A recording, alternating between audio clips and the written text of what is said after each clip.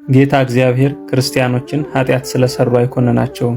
አንድ ቀን ልጎበኘው ወደ በዓቱ ስደርስ በተመስጦ መጽሐፍ ሲያነብ አገኘሁት። በፍጹም ደስታ ልዩ ፍቅር በተሞላበት ሁኔታ ተቀብሎ ወደ ማረፊያው እንድገባ ከጋበዘኝ በኋላ ወደ ንባቡ ተመለሰ። ስለ ንስሐ ማወቅ አጥብቄ ፈልግ ስለነበር ጥያቄ በመጠየቅ ከያዘው የመጽሐፍ ንባብ አቋረጥኩት።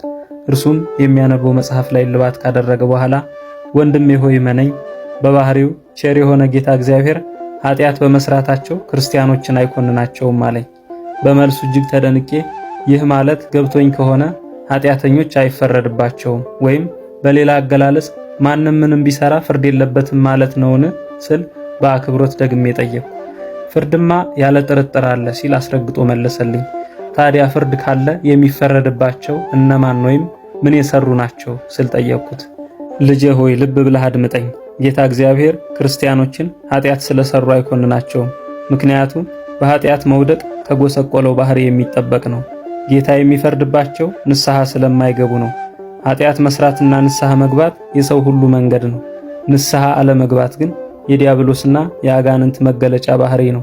በማያቋርጥ ንስሐ ውስጥ መኖርን ካልተለማመድን የሚፈረድብን በዚህ ምክንያት ነው።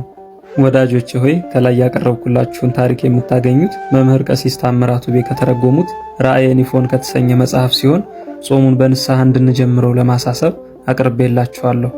ለቀሲስ ታምራቱ ቤ ቃለ ሕይወት ያሰማልን። ይቆየን።